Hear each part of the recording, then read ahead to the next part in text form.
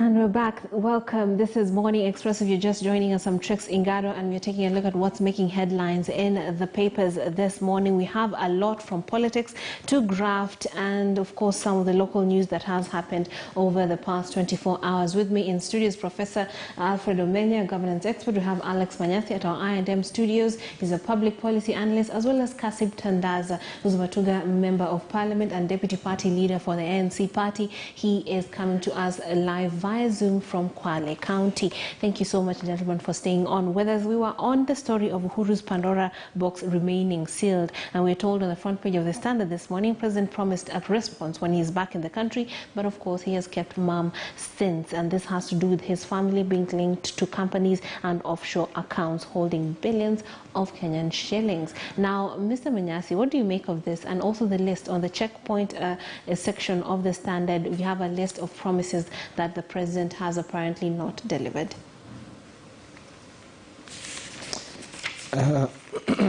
Trix, I want to assure you that if it was yesterday, I mean yesteryears, yes, the good professor would not have left the studio today, because he would be from marched to the nearest police station.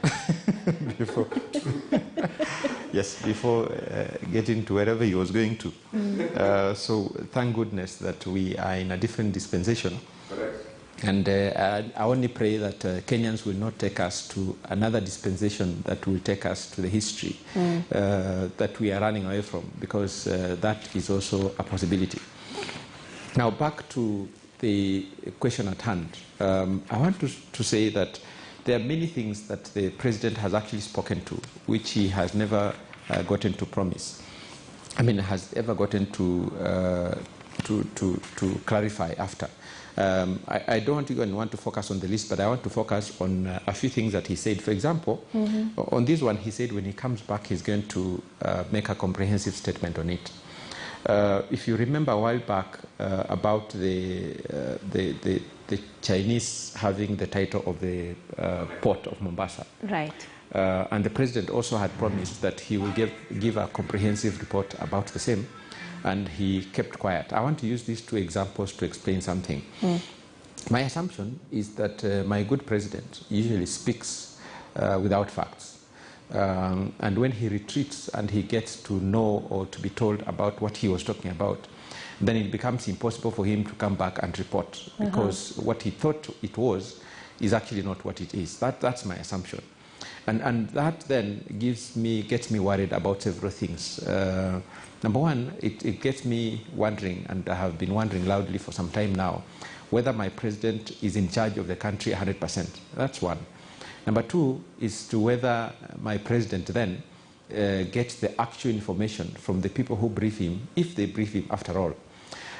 Because one of the things and the responsibilities of the intelligence service is actually to brief the president, even on economic matters, including if the president's wife, or if the president's son, or if the president's brother is involved in some ills, the president is supposed to be fully informed.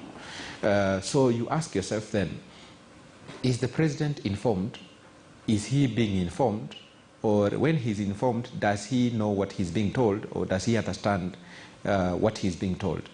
And so that is what leads us to the question at hand is, when we talk about corruption, is it possible that the president genuinely doesn't know what goes on in this country?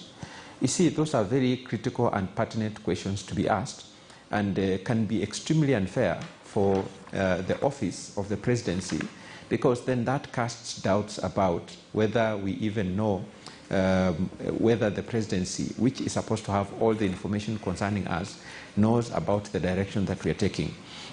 But back to issues of corruption. Yes. I want to give you a story that I was given about someone in Kisumu, a governor who was called in Kisumu by the EACC officers. And they put on the table, I want to give you information about why the corruption is not about small people here and there. And it's not that we don't know, the security agencies, DCI, EACC don't know what's going on. Of course they know. And he was told, Chief, this is the information that we have about you. You bought this land in this place. You paid in cash. These are the the several banks you withdrew money from. This is the registration number of the vehicle that you drove to that hotel where you paid this person. We want to know why you paid all this money in cash. And so the question I'm trying to drive at is that the end of the discussion did not end with an arrest or a prosecution. Yes. The end of the discussion was, so what do you think we should be doing about this case?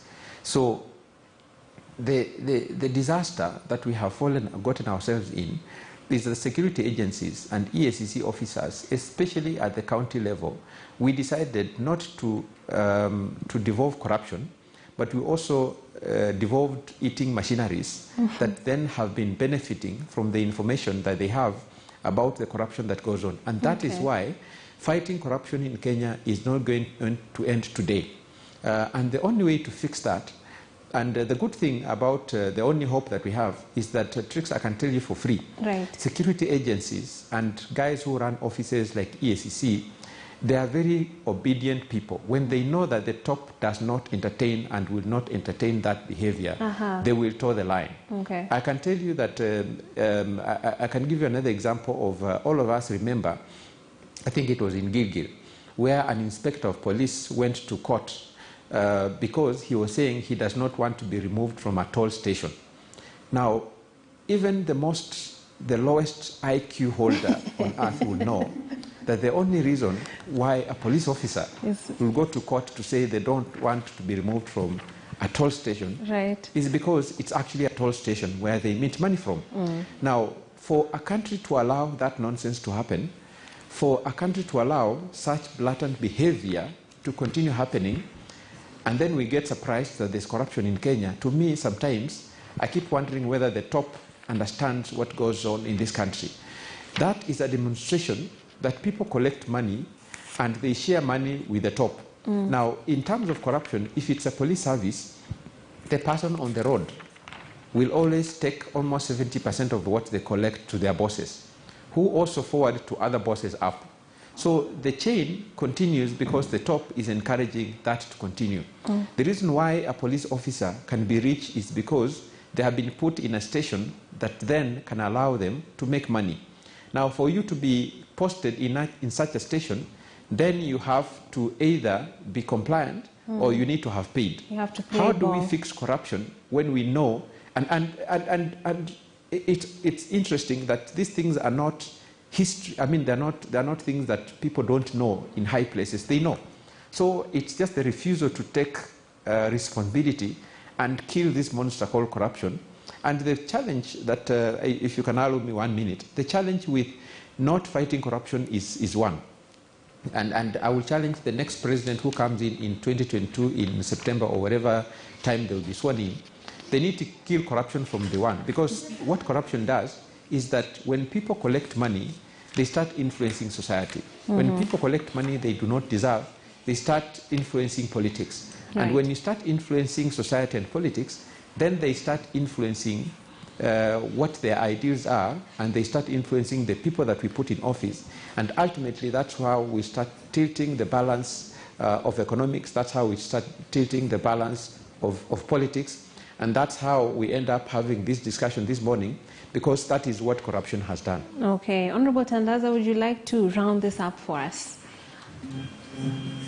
Thank you. Unfortunately, there was some few minutes I was not able to follow the discussion. Right. But if it is on matters of corruption, I will again take it back to the ordinary Kenyans. We have reached a position where, even as politicians, we are now realizing that if you are to be very famous, then you need to be corrupt.